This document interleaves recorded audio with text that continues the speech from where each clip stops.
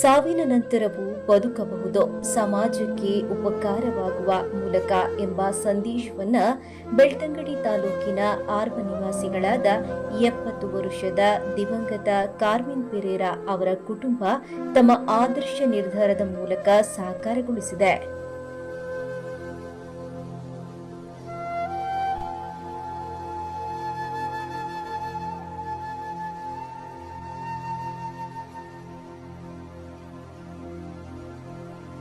ತಮ್ಮ ನಿಧನದ ಬಳಿಕ ವೈದ್ಯಕೀಯ ಶಿಕ್ಷಣ ಮತ್ತು ಸಂಶೋಧನೆಗಾಗಿ ತಮ್ಮ ಮೃತದೇಹವನ್ನು ದಾನ ಮಾಡುವ ಮೂಲಕ ಕಾರ್ಮಿನ್ ಪೆರೇರಾ ಅವರು ಸಮಾಜಕ್ಕೆ ಮಾದರಿಯಾಗಿದ್ದಾರೆ.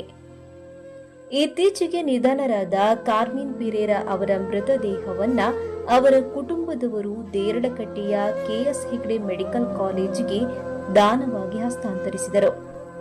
ಈ ಮಹತ್ವದ ನಿರ್ಧಾರದ ಹಿಂದಿನ ಪ್ರಮುಖ ಪ್ರೇರಣಾ ಶಕ್ತಿಯಾಗಿದ್ದು ಮೃತರ ಪುತ್ರಿ ಹಾಗೂ ಶಿಕ್ಷಕಿ ಫ್ಲೇವಿ ಡಿಸೋಜಾ. ಕೆಥೋಲಿಕ್ ಸಭಾ ಮಂಗಳೂರು ಪ್ರದೇಶ್ ರಿಜಿಸ್ಟ್ರೇಟ್ ಮಂಗಳೂರು ದಕ್ಷಿಣ ವಲಯದ ಅಧ್ಯಕ್ಷೆಯಾಗಿದ್ದ ಅವಧಿಯಲ್ಲಿ ಕೆಎಸ್ ಹೆಗ್ಡೆ ಚಾರಿಟೇಬಲ್ ಆಸ್ಪತ್ರೆ ಆಯೋಜಿಸಿದ್ದ ದೇಹದಾನ ಜಾಗೃತಿ ಶಿಬಿರದಲ್ಲಿ ಭಾಗವಹಿಸಿ ದೇಹದಾನದ ಮಹತ್ವವನ್ನ ಫ್ಲೇವಿ ಡಿಸೋಜಾ ಅರಿತುಕೊಂಡಿದ್ದರು. ಬಳಿಕ ಈ ವಿಷಯವನ್ನ ಕುಟುಂಬದವರೊಂದಿಗೆ ಚರ್ಚಿಸಿ ವೈದ್ಯಕೀಯ ಶಿಕ್ಷಣಕ್ಕೆ ಮೃತದೇಹಗಳ ಅಗತ್ಯತೆಯನ್ನ ಮನವರಿಕೆ ಮಾಡಿಕೊಟ್ಟರು. ಕುಟುಂಬದವರು ಸಹಮತ ವ್ಯಕ್ತಪಡಿಸಿದ ಹಿನ್ನೆಲೆಯಲ್ಲಿ ಕಾರ್ಮಿನ್ ಪೆರೇರಾ ಅವರ ಅಂತ್ಯ ಸಂಸ್ಕಾರದ ವಿಧಿವಿಧಾನಗಳನ್ನು ಪೂರ್ಣಗೊಳಿಸಿದ ನಂತರ ಅತ್ಯಂತ ಗೌರವದಿಂದ ಅವರ ಮೃತದೇಹವನ್ನ ಕೆಎಸ್ ಹೆಗ್ಡೆ ಆಸ್ಪತ್ರೆಗೆ ಹಸ್ತಾಂತರಿಸಿ ಅಂತಿಮ ಪ್ರಯಾಣವನ್ನ ಸಾರ್ಥಕಗೊಳಿಸಿದರು.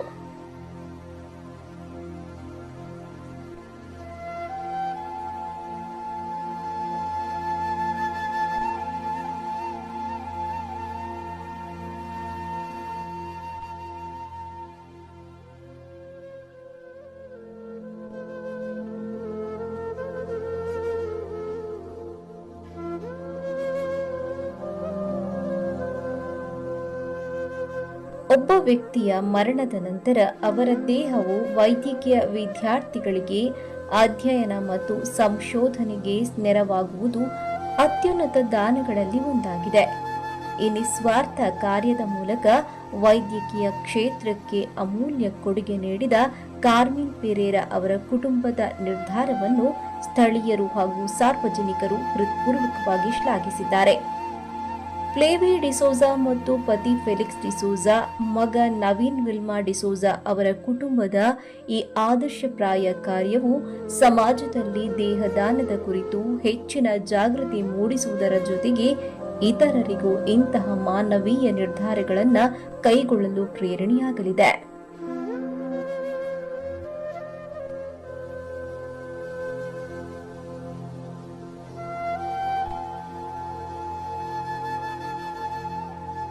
ಈ ಸಂದರ್ಭದಲ್ಲಿ ಎಐಸಿಯು ಕರ್ನಾಟಕ ರಾಜ್ಯ ಅಧ್ಯಕ್ಷ ಆಲ್ವಿನ್ ಡಿಸೋಜಾ, ಎಂಸಿಸಿ ಬ್ಯಾಂಕ್ ಅಧ್ಯಕ್ಷ ಅನಿಲ್ ಲೋಬೋ, ಕೆಥೋಲಿಕ್ ಸಭಾ ಮಂಗಳೂರು ಪ್ರದೇಶ್ ರಿಜಿಸ್ಟ್ರೇಟ್ ಕೇಂದ್ರೀಯ ಅಧ್ಯಕ್ಷ ಸಂತೋಷ್ ಡಿಸೋಜಾ, ಉಪಾಧ್ಯಕ್ಷ ಸ್ಟೀವನ್ ರಾಡ್ರಿಗಸ್, ಆಲ್ಬರ್ಟ್ ಸುನಿಲ್ ಮೋನಿಸ್, ಮಾಜಿ ಅಧ್ಯಕ್ಷರಾದ ಲ್ಯಾನ್ಸಿ ಡಿಕುನ್ಹಾ, ಸ್ಟ್ಯಾನಿ ಲೋಬೋ ಹಾಗೂ ವಲಯ ಮತ್ತು ಘಟಕಗಳ ಪದಾಧಿಕಾರಿಗಳು ಉಪಸ್ಥಿತರಿದ್ದರು.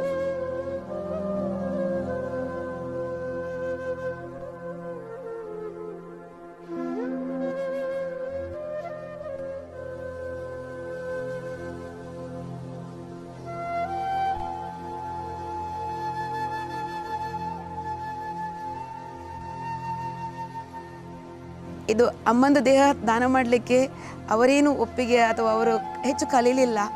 ಆದರೆ 10 ವರ್ಷದ ಹಿಂದೆ ನಾವೊಂದು ತರಬೇತಿಯನ್ನು ಏರ್ಪಡಿಸಿದ್ವಿ.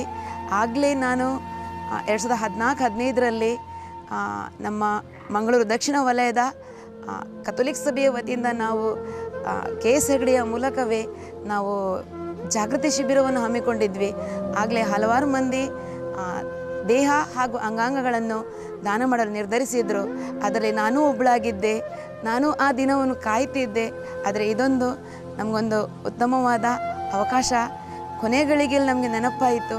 ಕಷ್ಟ ಇತ್ತು ನಮಗೆ ಇದು ಎಲ್ಲರ ಮನವೊಲಿಸಲಿಕ್ಕೆ ಕೂಡ, ಯಾಕೆಂದರೆ ಇದನ್ನು ಸುಲಭವಾಗಿ ಯಾರೂ ಸ್ವೀಕರಿಸುವುದಿಲ್ಲ. ಆದರೂ ನನ್ನ ಕುಟುಂಬ ನನ್ನ ಜೊತೆಗೆ, ನನ್ನ ತಮ್ಮನ ಜೊತೆಗೆ ಎಲ್ಲರೂ ಇದ್ದು ನಮಗಿದ ಈ ಕಾರ್ಯವನ್ನು ನೆರವೇರಿಸಲಿಕ್ಕೆ ನಮಗೆ ಅನುಕೂಲವಾಯಿತು. ಧನ್ಯವಾದಗಳು. ಇದು ಯಾಕೆಂದು ಹೇಳಿದರೆ ಇದರ ಉದ್ದೇಶ ವೈದ್ಯರಿಗೆ ಅಂಗಾಂಗಗಳನ್ನು ನೋಡಿ ಕಲಿಯಲಿಕ್ಕೆ, ವೈದ್ಯರು ಇದನ್ನು ಪರೀಕ್ಷೆ ಮಾಡಿ ಬೇರೆಯವರಿಗೆ ಗುಣ ಮಾಡಲಿಕ್ಕೆ, ಕಷ್ಟದಲ್ಲೂ ಅವರು ಈ ದುಃಖದ ಸಮಯದಲ್ಲೂ ಬೇರೆಯವರ ವಿಷಯದಲ್ಲಿ ನೆನೆಸಿ ಒಂದು ಹೃದಯ ಶ್ರೀಮಂತಿಕೆಯನ್ನು ಮಾಡಿದ್ದಾರೆ. ನಿಜವಾಗಿ ಕಾರ್ಮಿನ್ ಪಿರಿಯರವರ ಕುಟುಂಬಕ್ಕೆ, ಅವರ ಗಂಡ ಹಾಗೂ ಮಕ್ಕಳಿಗೆ, ಸೊಸೆಗೆ, ಹಾಗೆಯೇ ಮೊಮ್ಮಕ್ಕಳಿಗೆ ನಾವು ಋಣಿಯಾಗಿದ್ದೇವೆ. ಸಮಾಜದ ಪರವಾಗಿ ಅವರಿಗೆ ಧನ್ಯವಾದವನ್ನು ಹೇಳ್ತೇನೆ. ಯಾಕೆಂತೇಳಿದರೆ ಈಗಿನ ಹಲವಾರು ಜನರು ಅಂಗಾಂಗ ದಾನವನ್ನು ಮಾಡಿದರೆ ಆಕ್ಸಿಡೆಂಟ್ ಆದ ಸಮಯದಲ್ಲಿ ಕಣ್ಣುಗಳನ್ನಾಗಲಿ, ಕಿಡ್ನಿಗಳನ್ನಾಗಲಿ, ಹೃದಯವನ್ನಾಗಲಿ, ಬೇರೆ ಅಂಗಗಳನ್ನು ದಾನ ಮಾಡಿದರೆ ನಿಜವಾಗಿ ಬೇರೆಯವರಿಗೊಂದು ಜೀವನ ಮಾಡಬಹುದು.